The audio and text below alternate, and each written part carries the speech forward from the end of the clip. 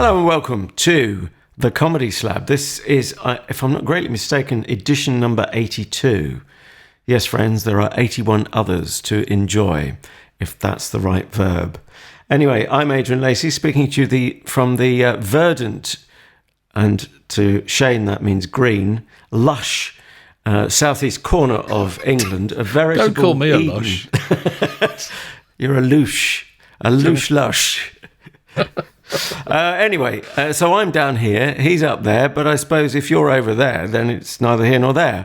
Anyway, in the Midlands, come in, please. Shane O'Connor, so you will.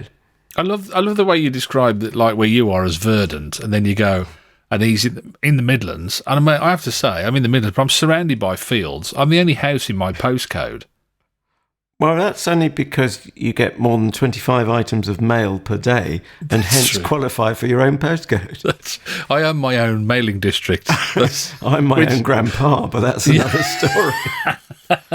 Yeah, sorry. I remember I learnt from Pebble Mill at 1, which, of course, any fool knows of a certain age, and a viewer of BBC One back in the dark ages. That actually made Birmingham look quite leafy and... should one say desirable? Well, it was, wasn't it? Where Pebble Mill was quite a nice district of Birmingham, and for some they had this thing in Brum, didn't they, where they kind of decided to plant all these trees and make it it was like the boulevardy kind of thing, the central reservation with the trees down it and all that sort of stuff. Yeah, I think a lot of it came about when they ripped the tram tracks up, and they thought, what we're going to do, we can't build a house in this land in between the two bits of road. What we're going to do with it? I will stick this central reservation and put trees on there. So yeah, Pebble Mill, it did always end up looking quite leafy. Sadly, now it's a dental college. What, the whole of Birmingham? That would be awkward, wouldn't it? Really, particularly for shopping. Well, loads of we've room got these for lovely teeth. dentures for you, if that's okay. What about a crown? How about a bridge? I didn't come in for a pair of underpants. Yeah, no, the old the BBC Pebble Mill Studios. site. Yeah, Golly gosh. criminal knocking that down. Can we just go back one step, criminal or otherwise? In my ignorance, because of course the world ends at Oxford Circus, if like me you're born in London, I didn't know that Birmingham had trams back in the day. Oh gosh, yeah, massive trams. I mean, they weren't massive trams, but massive on trams. But they were. In fact, they've now got a tram again, haven't they? Now they've. I was going to say that was a big waste of money, wasn't it? Getting rid of trams and then just bringing them back, and then building another. Yeah, with like 100-year gap in between the two. I always wonder: did they have elephants at Oxford Circus or not? There's Elephant and Castle, if that helps. Yeah, no, they had massive. It was a big thing, trams in Birmingham, but. But yeah, they kind of did this thing. I think it was probably just before the 60s, wasn't it? Before Beeching and all that did to the railways. They did it to the trams in the kind of 30s onwards. I thought, I tell you what, it'd be a great idea. Let's just rip them all up. And they had like a special machine to go and just rip the tram tracks up, this thing that just gouged them out the road and took half the road with them. And they just tarmacked over the top. But why did they think the tram was dead that early? Well, because you were limited to the route, weren't you? I think that was the thing. That was the thing with trams, is that they always thought, oh well, how much more flexible a bus is because it can go wherever it wants. And then the really weird thing was when I was a teenager in Birmingham, they took the number 65 bus, and the last, I think it was about 600 yards to 1,000 yards, over like a kilometre or something like that, and put two curbstones, and the bus was what they call a guided bus, so it had two little dolly wheels that stuck out the side. Right. And it located onto these curbstones, and then the driver could just press the accelerator and not have to steer the bus. And as a lot of people pointed out at the time, what was the point? It was all a bit weird, really, but it was almost like they were harking back to those tram days again. That is weird.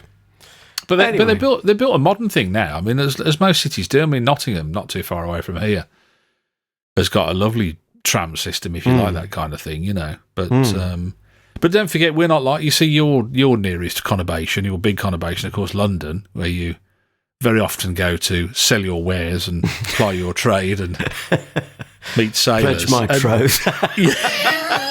Hello, sailor. And I put the last one in because I didn't think we were getting there fast enough. But because you've got the underground, where in Birmingham the substructure, the subsoil, and all the rest of it is not suitable for tunnelling. Oh, they reckon. So we can't. They can't have an underground in Birmingham. Is the bottom line? Surely someone will come up with some cure to that. Yeah, we built an overground. Well, that's your answer then, isn't it? Stop making a fuss. Trains.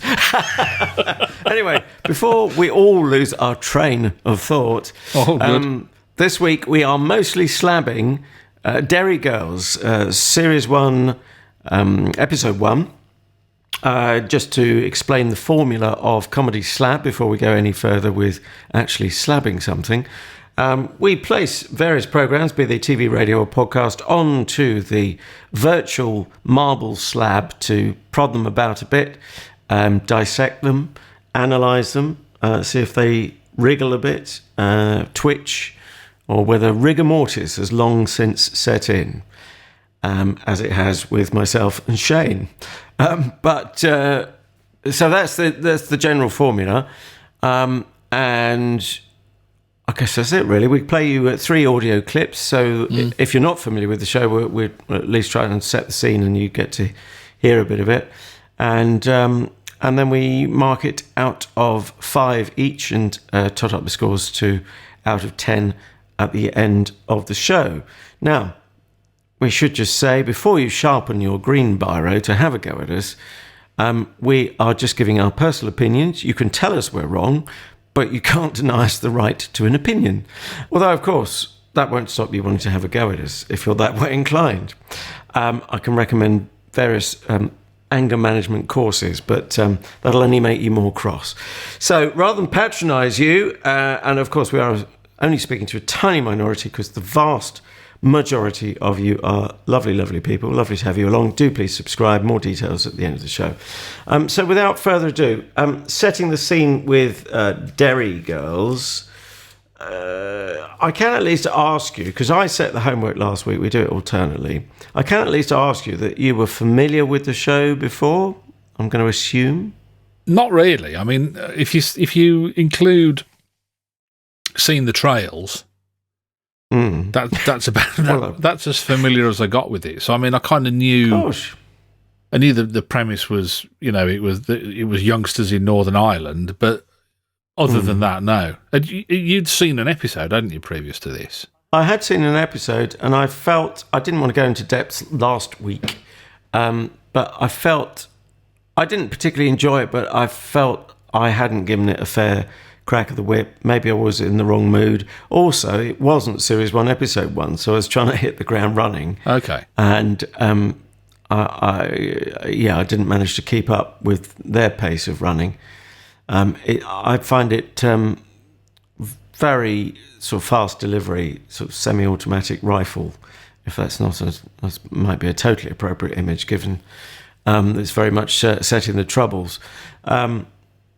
Do you know, maybe it's a sign of how brutalised I've become over the years, but it took Wikipedia to tell me it was a black comedy, which I now see is a perfectly fine term, but it's got to the point where I just don't notice black humour anymore. Right. It's just comedy to me. And the interesting thing is, I mean, that whole era, I think a lot of people dealt with, and I think some of the lines in this, I would suggest, came out of things that people really said to kind of to almost anaesthetise themselves to what they, I always thought, too understatedly called the Troubles. Yes. The Troubles is when I got cramp in the morning, I'm having a bit of trouble. Yeah, or the central heating slightly iffy. I mean, this is... It's a euphemism. Yeah, it took Bob Geldof to say that on a telly show. I can't even remember what the show was, but he said it quite angrily, understandably. He said it was the ultimate euphemism. When 3,000 people died to call it the Troubles. Yeah, he's and understated. it was only then that I thought, yeah. Was he after your money by any chance? Was he Sir Bob, Saint Bob?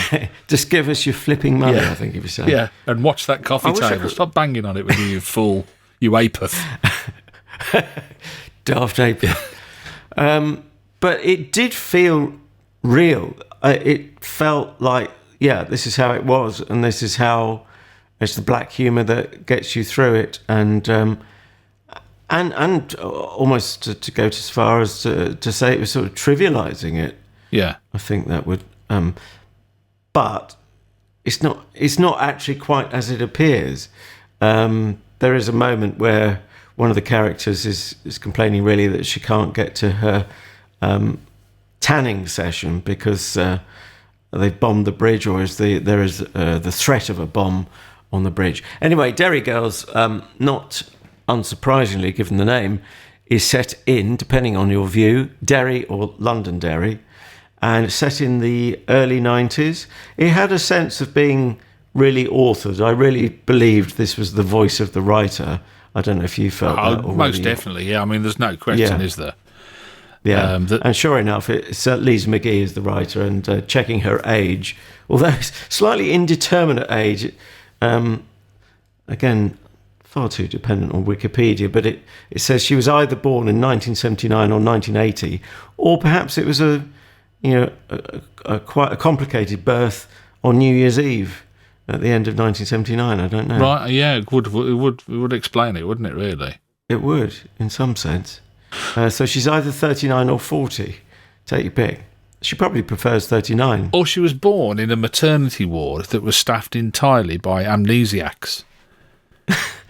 Or she was born in a maternity ward staffed entirely by amnesia. Oh, sorry, you just said that. Or she was actually on a time zone. Oh, yeah. Or she was born in a maternity ward which was staffed entirely by you. It could be that her mum was on one side of the time zone, and not to get too graphic, but by the time she was born, another part of her mum was on the time zone. And anyway, you can fill in the details yourself, as it were. Having been at the birth of both of my children, I always regretted going to a Catholic school. Do you want to, as it were, fill in the details there? Well, all I'll say to you, leaving it there? All I'll say to you is, the education that I had was no way enough to prepare me for the reality of childbirth. And nobody tells you how much blood there is. And other substances.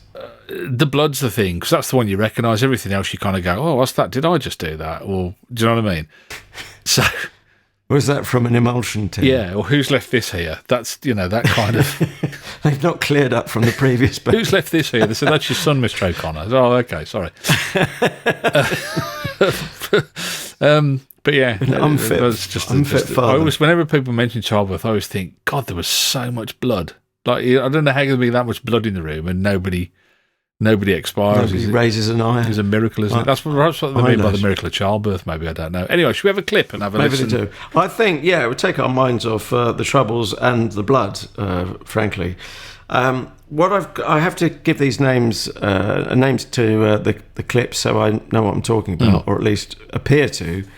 What I've called this one is Knickers.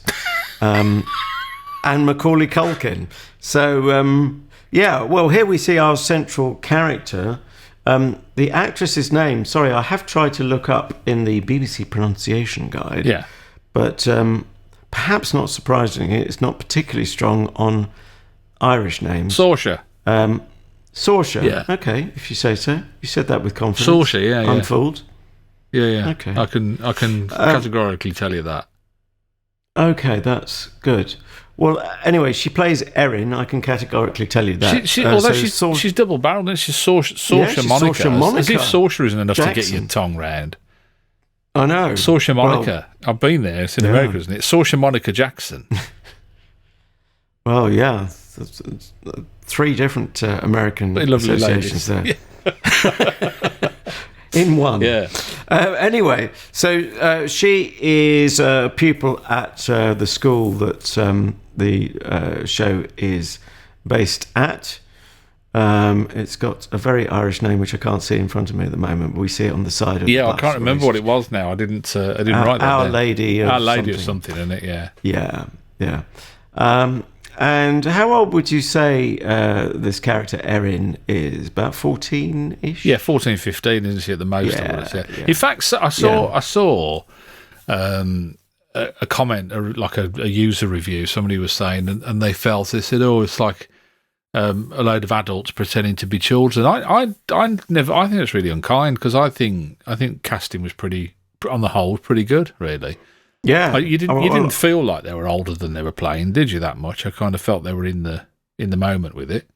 No, but I wondered whether that person was having a side swipe at not being convinced by the dialogue. But I believed 14-year-olds and 15-year-olds spoke like that back in the early 90s. There was a lot more swearing when I was around, but I don't know. Well, I'm sure there was. And that was just the nuns. Anyway, so let's say knickers to Macaulay Culkin and see if you can make any sense of this. This is in the home, so Erin's home, and also, I'm not sure if it's a temporary arrangement.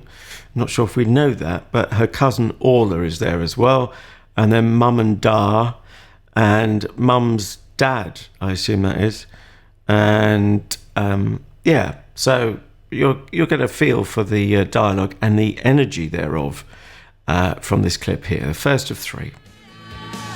She's gone too far this time, Mummy. I mean, what next? We'll get you trying on my knickers. Don't say knickers in front of your father. He can't cope. I can cope. Sure, what's a pair of knickers between cousins? Less of the knickers.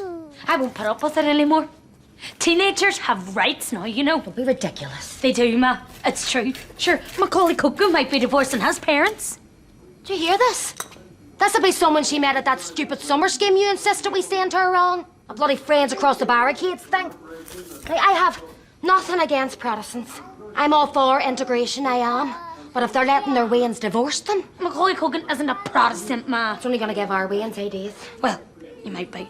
But I didn't meet him at friends across the barricade. I don't care where you met him. You're not to see him again, understood? Fine. You look at this. The bomb on the bridge, apparently. No. Suspicions were raised when a hijacked van... Oh, dear God, no. Does this mean they can't get to school? I've had a whole summer of it, Jerry. She's melting my head. Sure, their bus can go the long way around. I'll get it. I love that's kind of the first flavour you get of that we were talking about a little while ago, when you say, you know, they kind of, oh dear God, you think, oh dear God, they're reacting to the bomb. Oh dear God, that means their bus won't be able to go to school and I can't take any more. I've had a summer full of them. You there's all that kind of, like you said, black humour that kind of gets... But it feels real, though, doesn't it? Yeah. Because it would be a major, to say the least, a major inconvenience in your life. I do kind of get the feeling that it is born out of real things that were said, you know, at the time and in her childhood. You do get that sense. That's very much when you kind of come to it and you think, this is Lisa McGee's story, isn't it? There's no question about it, really. That's how it feels, certainly. Yeah. I thought, you know, there was that whole... there's a lovely scene at the start, isn't there, where there's a narration going on. You know, she's saying, oh, I'm so-and-so, and, you know, this is what my life is like. Yeah. And I got that gag straight away, which is like, she's kind of... It's a cousin, isn't it? And she's reading her diary. Yeah. But you feel it's like a voiceover of Erin's. Yes. That character, is it Jamie Lee O'Donnell that plays that? I think she's got such a wonderful... She's got a really dry voice like that and talks... And I just thought her lines were delivered with real aplomb. I thought she was absolutely fabulous actress and really believable as well. But there's... Well, hats off to... Sorry, just to credit her, Louisa Harland. Louisa Harland it was, yes. Yeah. But there's this kind of... scene there that you've just played a clip of where we meet all the family, and I thought it was really well executed as well, that, because there was none, you know, we talk about this obvious dialogue where they go, hello, you're my mammy, and this, you know, and you kind of, it's all very like pointing because we're all a bit thick and we can't get it. I didn't think they did that, did you? There was a bit of exposition early on, but fairly neatly deftly done, when the Da is talking to his father-in-law. I assume that's his father-in-law, saying, because the father, sorry, the the father of, oh God, The bride. the mother. Sorry, The father of the mother. Am I going to sketch this out? Yeah, The father. I'm the my party own of the first grandpa. part.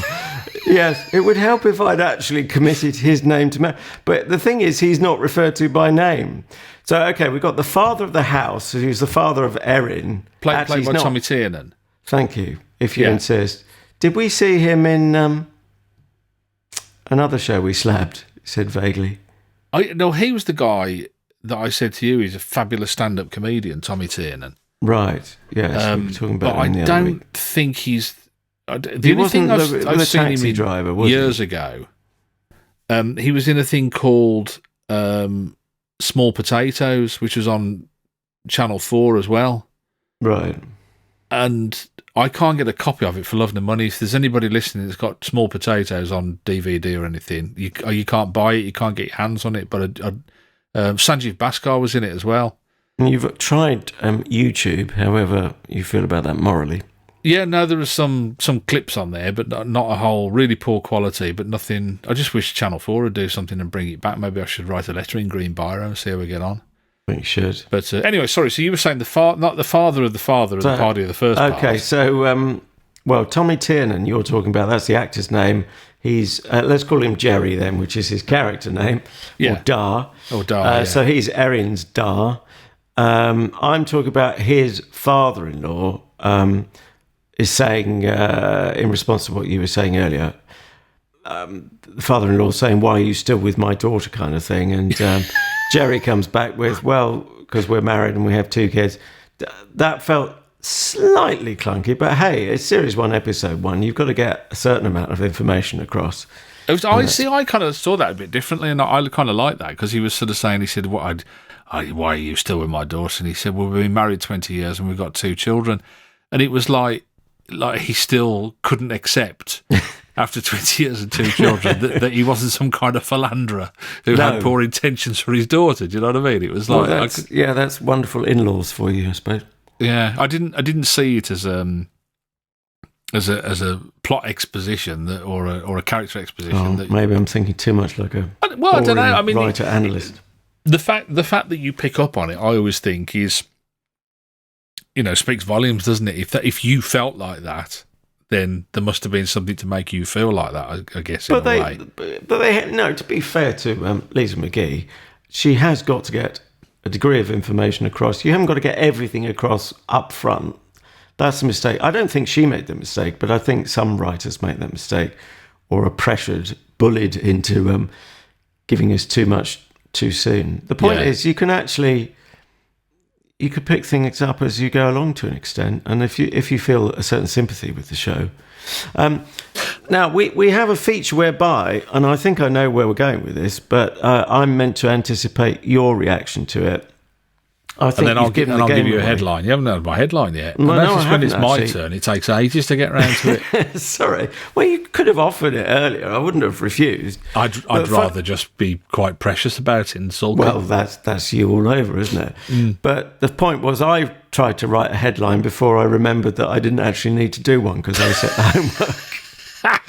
Anyway, go on then. So what do you think? I've got to guess what you. Well, we should say that the surname O'Connor does not come from nowhere. It comes from Ireland. Remind me which part of Ireland? You did tell me previously. My mum was from Kingstanning in Birmingham. My dad was from Leitrim, from a little village called Leitrim in County Leitrim.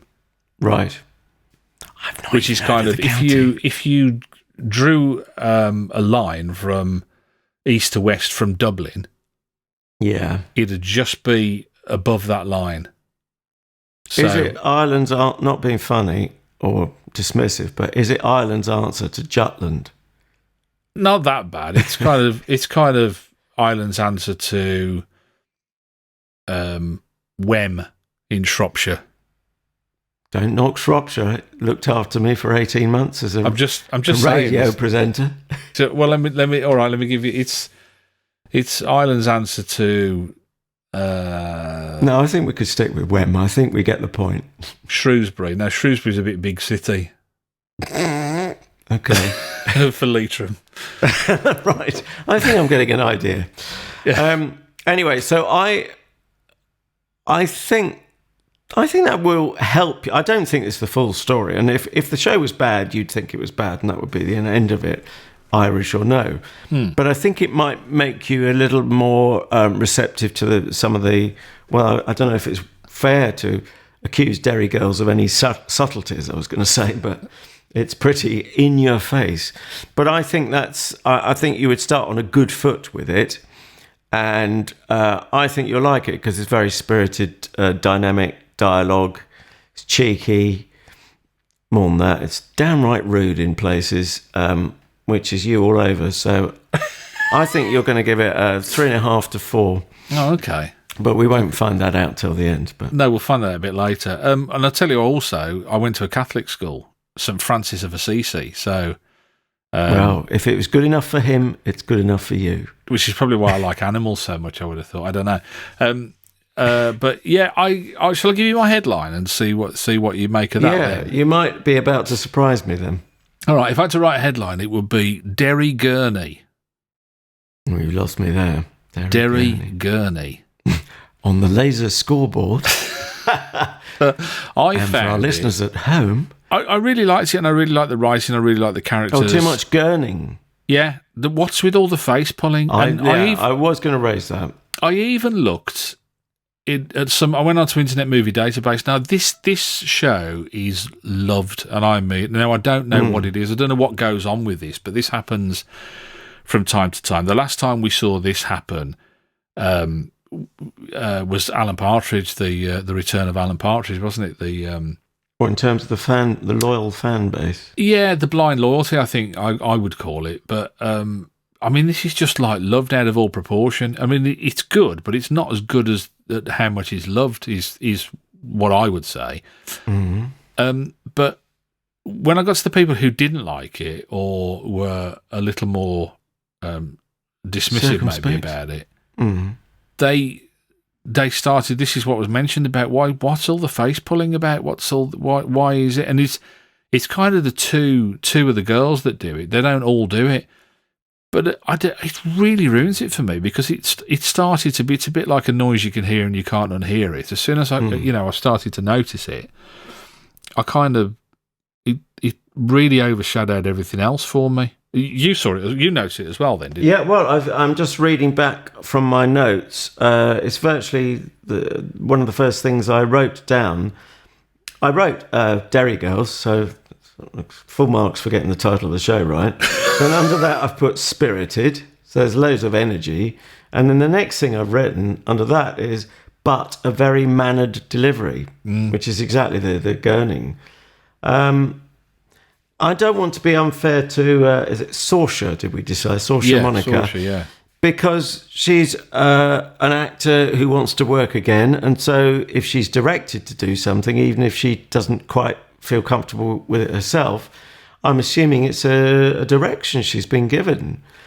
I thought that because if it was something that she had invented, I would have thought that the director would say, "Can you not do that?"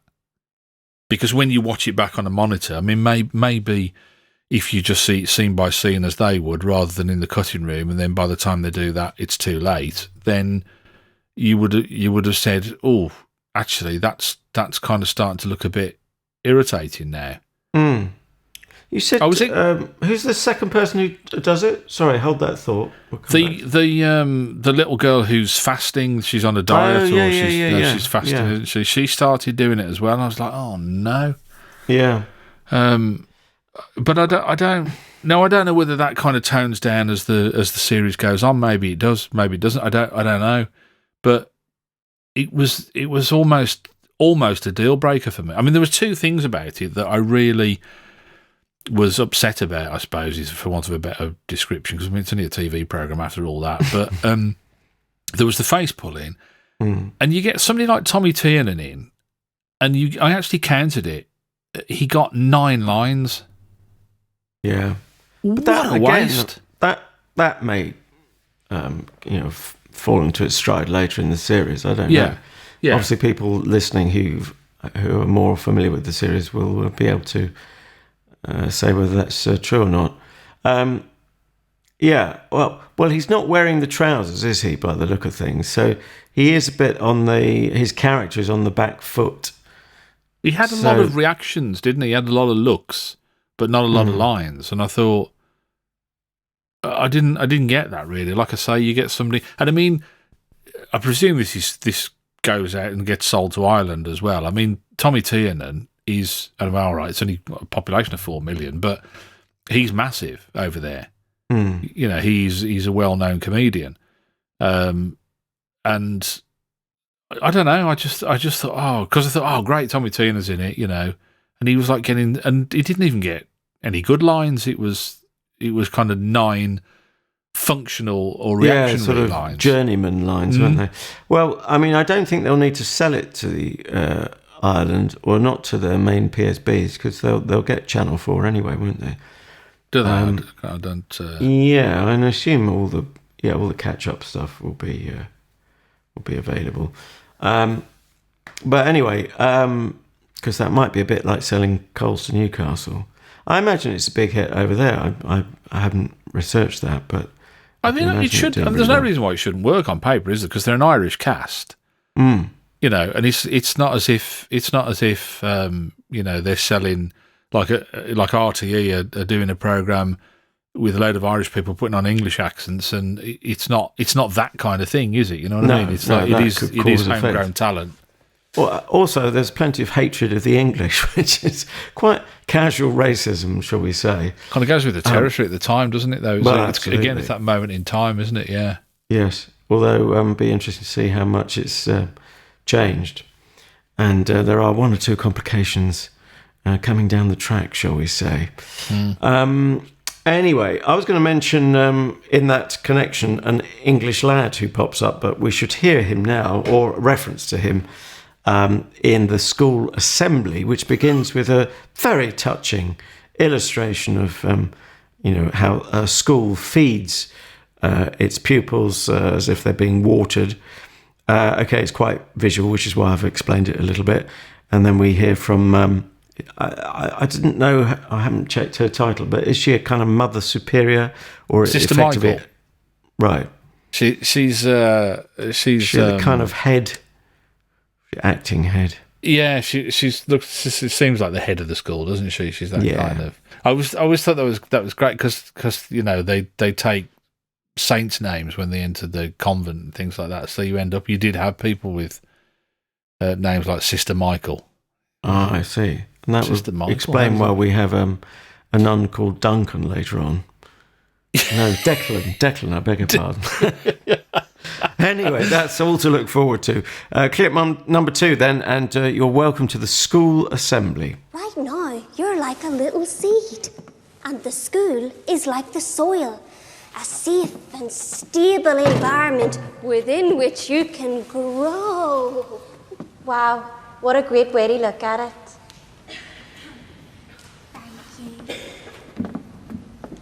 Thank you, girls. Some lovely sentiments there. Some very beautiful words. Unfortunately, that's all they are. Sentiments and words. What you've just witnessed is a piece of fiction. The reality, I'm sorry to say, is much harsher, far more brutal. So let me take this opportunity to advise all our new girls to keep their guard up. Watch their back. Oh, speaking of pupils who need to watch their back, I'd like to introduce James McGuire. Show yourself, please, James. James will be the first ever boy to study here at Our Lady Immaculate College. He was due to start at Christian Brother Boys, but there were serious concerns for his safety because, well, unfortunately, James happens to be English. I mean, the poor devil, you feel for him the whole God, episode through. Type, isn't he? Poor thing. I mean, not least the fact that he's dying to go to the toilet and he soon realises there aren't any toilets that he can use because it's a girls' school and he's not allowed to use the staff toilets. Sorry, that was the other person who overplayed with all the faces, and that was the girl who was playing the prefect. She was kind of a bit, she was giving it loudy, as they say in Scotland. But yeah, I mean, I have to say, I mean, it was enjoyable. It was well written. It was well executed. Apart from that kind of overplaying of a few characters, but it was very evocative, I found. It was like, I mean, I didn't go to a girls' school. They wouldn't let me. But that whole, the assembly and being in school and that, it kind of does bring back memories of your school days. And I think, it doesn't matter whether you were growing up in Northern Ireland at the time or not. I think there's enough for you to latch on. Did you feel that as well? There's enough for you to kind of, you have enough in common with growing up. Yeah, it's highly relatable.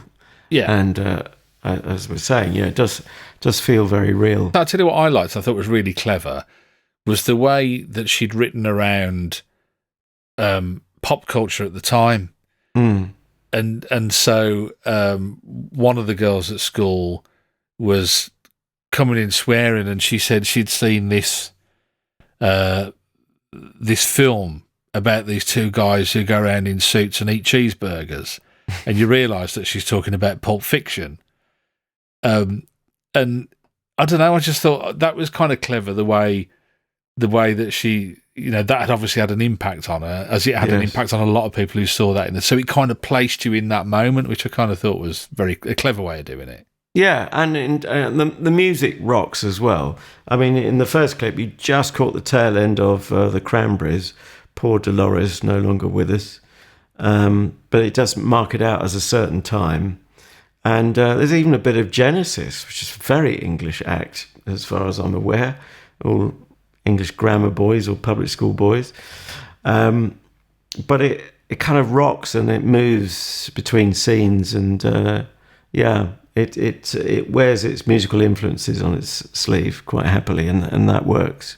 Yeah, a bit of Cypress Hill in there as well, wasn't there? And there was all kinds of stuff. There's like you say, all the genres from prog rock to hip hop, and you kind of think, but it all works, doesn't it? It all like these kind of musical interludes, they kind of knit it all together. All adds to the energy. Now, I don't want to sound like someone who reads the Daily Telegraph, but I did read they gave it a kind of push me, pull you, thumbs up, and yet thumbs down, by saying when it first came out, the review headline was something like, this could be a hit if people can understand what they're saying. Now, it probably helps with you having, again, lots of Irish relatives, that you tune into the accent much more than your average Brit English person, I should say, on the mainland, if we may use that term. All these terms are so loaded, aren't they? I was born in Warsaw. Yeah, but, if you've got cousins who would, from the Republic, but you would tune into the accent perhaps a bit more easily. Yeah, I mean, the Northern Irish accent is very different, I think, from the. That's true, certainly true. The other dialects in Ireland, but you're right. I mean, it is still. I mean, I'm fortunate that I can tune into accents quite quickly, and it doesn't give me too much of a problem. I have to say though, because I think we tell people we do two viewings, don't we? We do kind of one as an enjoyable kind of punter kind of viewing, and then one as kind of better do the work and make some notes and do some analysis.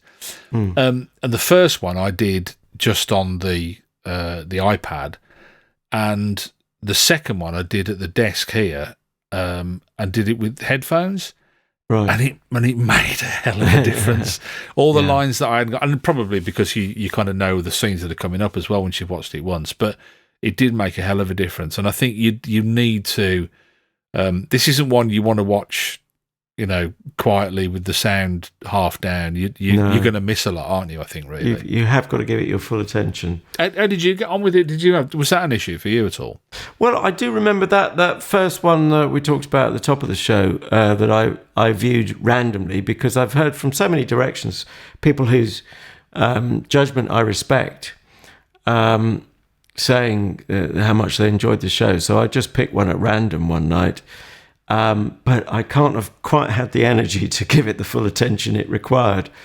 So that's why I happily put it back on the Comedy Slab, or put it on the Comedy Slab for this time, to give it a full, concentrated airing, not once but twice. What do you put what I would call the rave wave, where it kind of rides this this wave of, as you say, everybody's going, oh, Derry Girls, oh, it's amazing, oh, it's fantastic, and it seems to gather momentum the more people that say it. What do you? I mean, quite clear, it is a good program, but I mean, it's not what I wouldn't put it in my all-time top 10 of comedy, for example, and I dare say you wouldn't as well.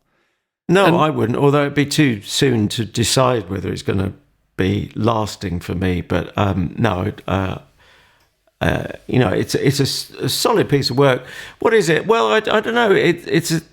People talk about social media being an echo chamber, don't they? And sometimes fandom can echo around, almost like you feel under pressure to like it more than the previous person who's already gone, oh my God, OMG, I've gone mad over this show. Yeah. I don't know. And the other thing you'd want to look at is perhaps their age profile, because I think as you get older, perhaps you're a bit more reserved in your judgment, or you can see the pattern whereby you might really like something one week and actually it's not going to be a bankable thing forever. Although, and it's an interesting point you make there, because I mean, this could quite easily alienate old duffers like us because it's about youngsters. But as you said, because and it was a great word, it's so relatable. Mm. I think she really treads that line very well, where I can see it appealing to youngsters because they're living that life now. And when I say that life, I don't mean, like, say, the Troubles in Northern Ireland. I mean, they're living that life of adolescence at school. Yeah. And the rest of us have got enough of a memory to latch on to for it to appeal to us as well. And I think she, the one thing you can definitely commend her for is that she writes that down that line, I think, so well, where, it gathers both sides of the audience, I think. Yes. And also it doesn't make fools of the adults within it. If you look at some children's drama, the teachers in dramas that touch on school are just ridiculous sort of caricatures. Yeah. It's like the woman who lives next door to Waffle Doggy. You've lost me there. Is that a rap artist? Yo, MC Waffle Doggy on the mic. It isn't, but it should be, shouldn't it, really? It will be now. Snoop Doggy Dog Waffle Doggy. Waffle Doggy. Walkies. Oh dear. Yeah, you're right. I mean, that's you say it doesn't make fools of them any more than it makes fools of anybody else in this show, which is nice. Yeah, they're all equally pilloried, I think would be fair. The interesting thing I was going to say is that, and we have to qualify this when I ask you this question, because people who've listened to other Comedy Slab podcasts will know that I'm a completist, and you're a, what did you say? You had a term for it, a singularist. Did we decide on? Yeah, I only watched one episode and that's it. I feel I've got it, which is probably a bit arrogant. You watched one episode. The whole that's enough for me. Series. I shall move on now. And I'm done. I'm outie. No, it's only because I just don't. I don't know how you do it, you normal people. But I just don't feel I have the hours in the day to watch TV, or whatever it is. I've never got that habit. Do you know what I do? Because we're the same, really. It's like while I'm recording this, this is Valentine's Day. We're recording this on, and I'm spending my time here with you. My wife's in the room next door working.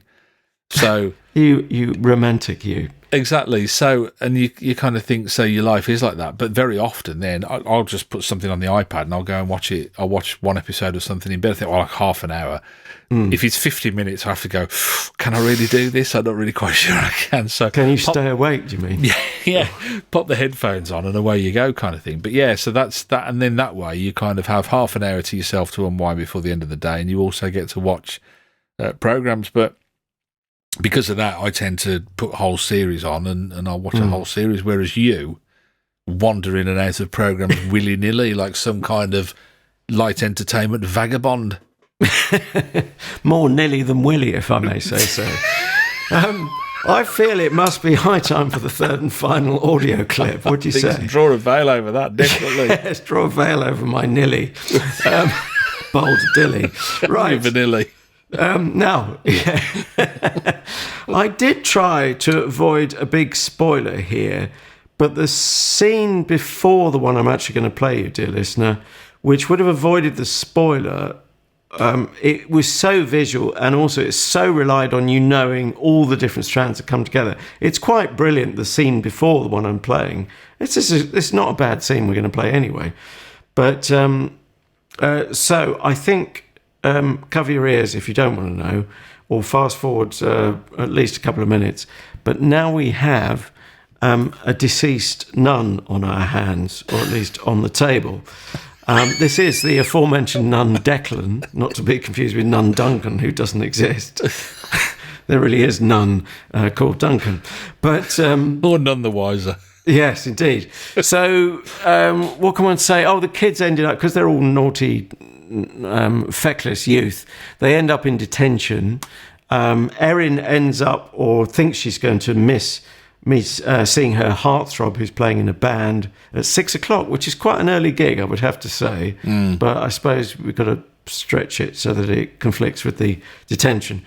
Anyway, invigilating, if that's the word, or overseeing the detention is a nun Declan, who, shall we say, of all the people looking over them at the beginning of the detention, is perfectly alive. But she doesn't remain in that state by the end of the detention. So you might imagine there are consequences for the kids accused of causing her death, and consequences serious enough for the parents to be called in to Sister Michael's office. Enter. Erin, what in God's name? Did you kill that wee nun, girls? Of course we didn't. Then why were you pissing on her dead body and making sandwiches? Say nothing, girls. Say nothing till we've seen a lawyer. If you could all just take a seat.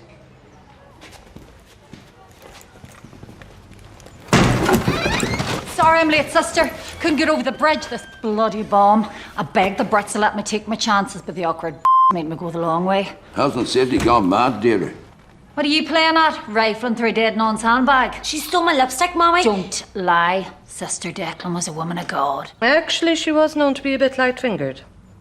Where's my mum, Auntie Deirdre? She's away back to London. What, without me? Oh, dry your eyes, James. Sorry to keep you waiting, sister. How long does it take to defuse a bomb? Sure, the wee robots do all the work. Oh, killing nuns now, is it? I didn't, Daddy. You wait until your mother hears about this. Nice scene again, the reaction from all the different parents and relatives. Very crisp lines, aren't they? Yeah.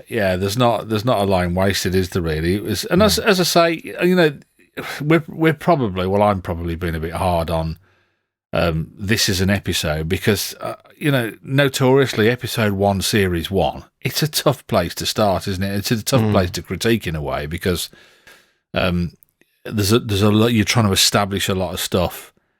In that first episode, I think you feel that there's a need to do that, and very often that can go terribly wrong. But I mean, there was so much right in this that the more I think about it, the more I listen to it and don't watch the face pulling, the happier I am with it, really. But so a good radio series, then, you think? It would work really well as a radio series, wouldn't it? Gurning free. Yeah. I you see, as a completist, you know what I'm going to do? You're going to watch all of them. Are you going to watch every last one? Because there's more than one series now, isn't it? 2 series. There's a 3 series now. 2 series, it says here, and 12 episodes in total. I nearly watched episode 2 last night. Right. But I didn't because I thought I really wanted to watch it, actually, just to see how it... But I thought no, because for the purposes of this... Then you're quite harsh on yourself. You are allowed to, I think. Well, I just thought, you then tend to, you're making a judgment on 2 episodes rather than 1, so I kind of thought, no, I'll leave it, and I'll probably watch it tonight, actually, after we've recorded this, but I would definitely go and watch the rest of Series 1.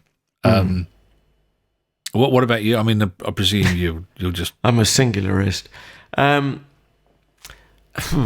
I like the writing, but I think I just find it quite hard work to keep up, which is probably more criticism of myself than the fine actors and the directing. It is just so fast. That's why I'm glad on the Slab, and that's why I had to do it. That's why I developed this technique of the second viewing, because there's so much I missed on the first viewing. It's kind of like ACAC guns, the speed of delivery of lines. And possibly a bit faster because, the younger actors, it's just something you tend to do when you're younger. You go faster, I think. Right, so shall we put it on the Slab of Shame and give it marks out of 5 each? Well, is it the Slab of Shame or the Slab of Fame? That's the... all right, shame, fame. Not off. Kisses on your bottom. Who's... was it Fluff who said that? Because where we used to work, there was someone who used that line. I'm not the sure. Afternoon jock. I'm not sure he ever did, actually. I'm not sure whether it was actually a fabrication of Paul Whitehouse. And right. Yeah. Well, we are, of course, the smashy and nicey of comedy reviewers. Kisses on the bottom, the card, that is. Not off, mate. Moving on. Is it you go first, don't you? Is it your turn? I will do. Victor Hugo first, because history is written by the victors. God. Specifically Victor Hugo and Victor Gelper. Anyway, that's it. Yeah, check out a previous... Straight over. That's going over our heads, and we were actually involved in that particular comedy Slab, the Russian stand-up act. Muzkok. Right. So, back to Derry Girls, and I feel I've got to give... I'm sorry, I'm forever going back to a 3.5 out of 5, but it just hits the spot for me because it's a decent piece of work. I think if I was marking the writing alone, it could be 4.5. Right. It's so crisp, the dialogue. It's not simply the gurning, but the fact that I feel they've been all told to tweak up almost the unrealness of the performance, and that seems a shame because there's something so real about it. And I've said the dialogue's very real. So to do a very mannered performance that we've talked about at some length does take the edge off it. Otherwise, it might have been a 4 for me. I have to say, I mean, that not everybody did a massive performance, did they? Not everybody did it large. The nun, for example, I thought she was... Sister Michael, I thought she just hit... I mean, she's a very experienced actress. I looked up some of the stuff that she'd done, and she's done tons of TV work. So yeah, I kind of thought there was some in there. You know, like I say, Tommy Tiernan, I know I'm a fan, but I thought he played it, you know, this side of the line, not the other side of the line. I think the mother was this side of the line, not the other side of the line. So yeah, I mean, there was lots in there for me. I enjoyed it. I kind of went on a roller coaster. I started off and I thought, I'm really going to enjoy this. And then the faces came and I thought, I'm not really enjoying this. But then I kind of managed to get through that, and I kind of did enjoy it more than I thought I would when the faces had come. Do you know what I mean? It didn't. But it's still something that kind of niggles at me. And to that end, I think for me, it was above 3.5, and I'm going to give it a 4 because I actually caught myself, like I say, looking forward to thinking, I really want to see the next episode now. And I always think that's a good sign. If you watch something and think, actually, I want to see what happens in episode 2 now. That's what you're working for, isn't it? Really? Yeah. So 4 from me. So it's 7.5 out of 10 for Derry Girls. The great news is, if you want to catch, particularly if you're in the UK, if you want to catch up with it, I'll put the link in. And the great news is that Channel 4. The benevolent Channel 4 have stuck it on there for, well, who knows how long? For all time. Could be forever, but that does seem like an awful long time. So, well, that was a David Cassidy song, wasn't it? Or could it be forever? Maybe that's the question. Oh, that reminds me, I should have mentioned it's a hat-trick production for Channel 4, and their guidance is 18 plus. Oh, okay. Yeah, like that's going to happen when most of the characters are several years below that. Yeah, it's a strange thing, isn't it? I mean, I was listening to those clips. I didn't think it was gratuitously sweary, did you? Not gratuitously. I mean, you've got to have some if you're trying to keep to any sort of sense of realism. Yeah, I didn't think, this is a bit... OTT now. But, weird. Okay, so... Homework for next week. Homework for next week. All right, I'm going back to the radio, and I want to and see if you can guess what it is, actually. I want to take you to hell. Oh, old Nick's, whatever it is, with and Andy. He's worse than me. I know, I'm sounding like my dad. Flippity gibbet with. It's old Harry's game with Andy. Oh, he's nearly there. Andy. Ow. Yes, that one. Performer Hamilton. Yes, of course. You got it bang on the... Andy Hamilton the fourth. Oh, no, that was George Hamilton the fourth. George Hamilton the fourth, yeah. What about the other three? It's set in hell. And we meet all the people that you would meet in hell, like all the demons and the devil himself, and some of the people who have been cast into hell as well. Interesting sit for a sitcom, isn't it? It is fairly novel, I would say. You can kind of see why it never caught on the TV, because you think, I'm not quite sure what that would look like. Yeah. No, but hard to convey. Yeah. So is it boring to go for series 1, episode 1, or do you think we should mix it up a bit? No, I don't. Look, it would be hypocritical of me to tell you not to do that, having just done that myself. I think it helps our listeners, it helps us, and even if you know the whole series, there can't be any harm in at least seeing how the scene was set originally. No, I don't think you should feel bad. Let's do that then. Series 1, episode 1, Old Harry's Game by Andy Hamilton, and starring Andy Hamilton as well. As Satan is going to be on the Comedy Slab for next week. Fantastic. On anti-social media, on Twitter, we are at Comedy Slab. There is also a Facebook page at Comedy Slab likewise. If you could follow us on Twitter and give us the old thumbs up on Facebook, that would be wunderbar. And also a personal recommendation to friends and family, pets, family pets. The sky's the limit. It's a global phenomenon, this podcasting thing. So the further we can spread the word, the better. And thank you very much. And thank you also in advance, were you to give, as we, in our biased way, think you should, a generous star rating on iTunes / Apple Podcasts. That'd be fantabulosa. And talking to that very platform, you can find lots of back episodes as well. They're all there. I think some people, because we've had some correspondence, some notes on YouTube and various places. I think people do that. They go back through the list and they go, "Oh, I've listened to this one about," because it's either a comedy that they know nothing about and they'd like to know more, or it's something that maybe they've got an opinion on. In fact, we just had a comment about our Ed Reardon's Week episode. Somebody saying I was obsessed with it because I'm a writer. So wow. So it's quite interesting that people's take on it. We're always pleased to hear those. But you can catch all the back episodes just by simply going to Spreaker or Stitcher or iHeartRadio or Spotify or Apple Podcasts or YouTube. Or if I've missed your particular podcast catcher out, then I'm sure it will be on there as well. As I always say, if we're not, let us know. Anyway, in reference to something you'll find in the show if you hear the entire show, although sadly I didn't find room for it in any of the audio clips, I'm going to put an incendiary device in my knickers now and see if it gets searched. You need to watch the show to understand that. And from me, all I would have to say is, and I can't believe it's gone, the whole nearly an hour, and I haven't actually said this in the whole of the podcast episode. Adrian, catch yourself on.